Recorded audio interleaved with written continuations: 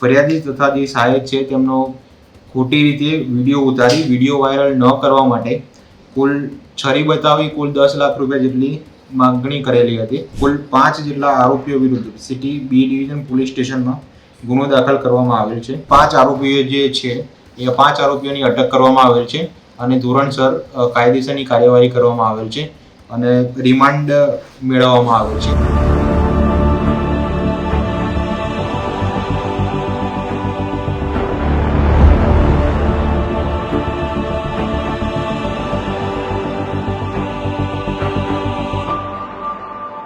થોડા સમયથી રાજ્યની અંદર હની ટ્રેપ નામનો આ વાયરસ છે એ ખૂબ ચર્ચાનો વિષય બન્યો છે.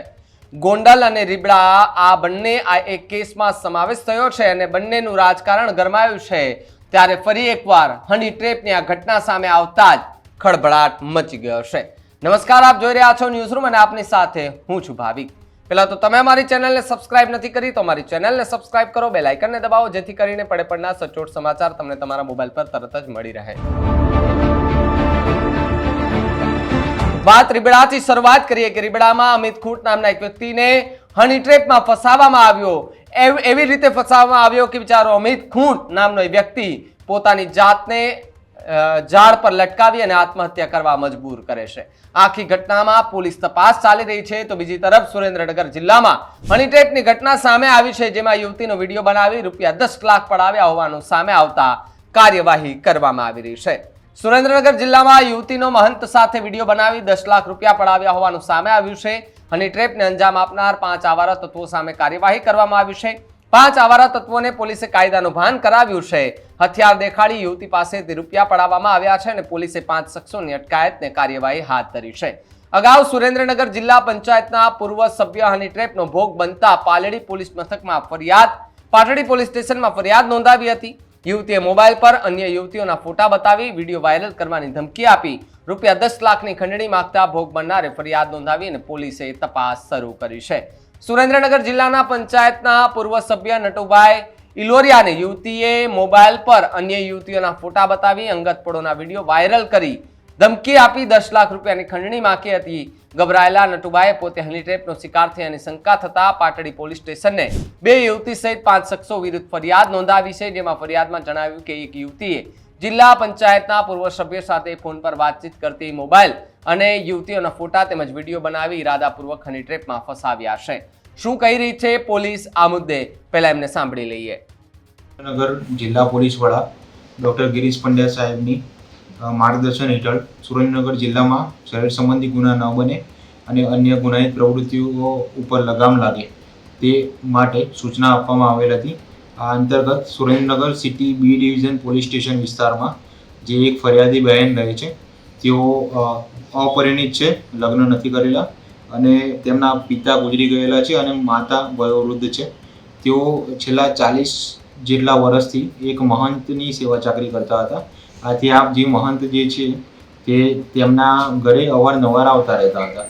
તો આ વખતે એક આરોપી જે છે હર્ષદ રમણભાઈ કોળી, આ જે આરોપી જે છે તેઓએ પૂર્વ આયોજિત કાવતરું રચી ફરિયાદી જે બહેન છે તેમના ઘરમાં ગેરકાયદેસર પ્રવેશ કરી ફરિયાદી તથા જે સહાયક છે તેમનો ખોટી રીતે વિડીયો ઉતારી વિડીયો વાયરલ ન કરવા માટે કુલ છરી બતાવી કુલ ₹10 લાખ જેટલી માંગણી કરેલી હતી અને આ માંગણી માટે તેમણે ઘરમાં રહેલા કુલ ₹2,45,000 રોકડા તથા ફરિયાદીના ઘરની નજીક આવેલી બેંક ઓફ ઇન્ડિયાની એક બ્રાન્ચમાંથી એફડી તોડાવીને કુલ ₹7 લાખની માંગણી કરી.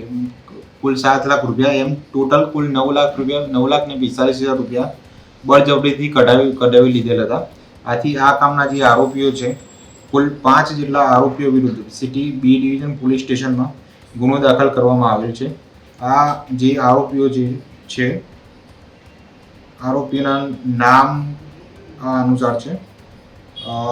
પ્રથમ આરોપી જે છે હર્ષદભાઈ રમણભાઈ સારલા, બીજા આરોપી છે વિરમભાઈ કાળુભાઈ સારલા, રોહિતભાઈ ઉર્ફે ભાણો ચકાભાઈ કોરડિયા, રવિભાઈ રાજુભાઈ જીંજુવાડિયા, શૈલેષભાઈ ઉર્ફે શક્તિ રમેશભાઈ અગારા. આ કુલ 5 આરોપીઓ જે છે એ 5 આરોપીઓની અટક કરવામાં આવેલ છે અને ધોરણસર કાયદેસરની કાર્યવાહી કરવામાં આવેલ છે અને રિમાન્ડ મેળવવામાં આવેલ છે. ઉપરાંત જે પણ 9,45,000 રૂપિયા બળજબરીથી કઢાવી લેવામાં આવેલ હતા તેને પરત લેવામાં આવેલ છે. તો સુરેન્દ્રનગરમાં હની ટ્રેપનો કિસ્સો સામે આવતાની સાથે જ ફરી એકવાર ચર્ચાએ જોર પકડ્યું છે કે આવી ઘણી બધી ગેંગો છે કે જે યુવતીઓ અને સાથે સાથે એમની સાથે આખી ગેંગ હોય છે, તેમાં યુવક અને યુવતીઓ આ ગેંગ ચલાવે છે કે જેમાં અલગ અલગ ફોટા અને વિડીયો પાસે રાખી અને બ્લેકમેલ કરવામાં આવે છે, પૈસા પડાવવાનું કારસ્તાન ઘડવામાં આવે છે. જો પૈસા ન દે તો વિડીયો વાયરલ કરી દેવાની ધમકી આપે છે. ત્યારબાદ પોતાની ઇજ્જત બચાવવા માટે થઈને ક્યાંક ને ક્યાંક લોકો એ આત્મહત્યાના રસ્તે ચડતા હોય છે. જેમ અમિત ખૂંટ નામના વ્યક્તિએ જે રીતે આત્મહત્યા કરી હતી એ જ રીતે આ ઘટનામાં પણ સામે આવ્યું છે. જોકે આ ઘટનામાં પોલીસ સ્ટેશન સુધી ફરિયાદ પણ પહોંચી ગઈ છે. પોલીસ સ્ટેશને ફરિયાદ પહોંચતાની સાથે જ 5 યુવકોની ધરપકડ કરી લેવામાં આવી છે. કડકમાં કડક કાયદેસરની કાર્યવાહીના આદેશો પણ અપાયા છે. ત્યારે મહંત સાથેના વિડીયો યુવતીના એ વાયરલ કરી દીધા હતા, વાયરલ કરવાની ધમકી આપી હતી. 10 લાખની ખંડણીના આરોપ લગાડવામાં આવ્યા છે અને આ બધી જ ઘટનાને લઈને સુરેન્દ્રનગર જિલ્લામાં હની ટ્રેપની ઘટના સામે આવતા જ ખળભળાટ મચ્યો છે. યુવતીનો વિડીયો બનાવી રૂપિયા 10 લાખ પડાવ્યા હોવાનું સામે આવતા કાર્યવાહી કરવામાં આવી છે. સુરેન્દ્રનગર જિલ્લામાં યુવતીનો મહંત સાથે વિડીયો બનાવીને 10 લાખ રૂપિયા પડાવ્યો હોવાનું સામે આવ્યું છે. હની ટ્રેપને અંજામ આપનાર 5 આવારા તત્વો સામે કાર્યવાહી કરવામાં આવી છે. 5 આવારા તત્વોને પોલીસે કાયદાનું ભાન કરાવ્યું છે. હથિયાર દેખાડી યુવતી પાસેથી રૂપિયા પડાવવામાં આવ્યા. પોલીસે 5 જેટલા શખ્સોની અટકાયત કરીને કાયદેસરની કાર્યવાહી કડકમાં કડક હાથ ધરી છે. આ જે ગેંગ ચાલી રહી છે તે ગેંગથી બચવું ખૂબ જરૂરી છે અને જો તમારી પાસે પણ આવું કંઈક થાય તો સૌથી પહેલા સર્વપ્રથમ પોલીસને જાણ કરો, સાયબર ક્રાઇમને જાણ કરો, જેથી કરીને જે આરોપીઓ છે તે વહેલામાં વહેલી તકે પકડાઈ જાય. ગભરાવાની જરાય જરૂર નથી. અને હા, પોતાની ઇજ્જત જોવાલી હોય, આપણે કશું જ નથી કર્યું તો આપણે બેઝિઝક પોલીસ પાસે જઈને એમની સામે આ આખું નિવેદન આપવું ખૂબ જરૂરી છે, જેથી કરીને આવા આવારા તત્વો સામે કડકમાં કડક કાયદેસરની કાર્યવાહી વહેલામાં વહેલી થાય. જો આપણે વહેલા પોલીસ સ્ટેશને જશું તો વહેલા પકડાશે આરોપીઓ, અને જો આપણે ડરના મારે બેઠા રહેશું તો એ આરોપીઓને વધુ હિંમત મળશે, જેથી કરીને કોઈના પૈસા આગળ ન પડાવે અને આવાની ઉપર કડકમાં કડક અને કાયદેસરની કાર્યવાહી થઈને જેલ ભેગા થાય એવી આશા રાખીએ છે. આ હની ટ્રેપના મુદ્દાને લઈને તમે શું માનો છો કમેન્ટ કરીને ખાસ જણાવજો. જોતા રહેજો ન્યૂઝરૂમ. નમસ્કાર.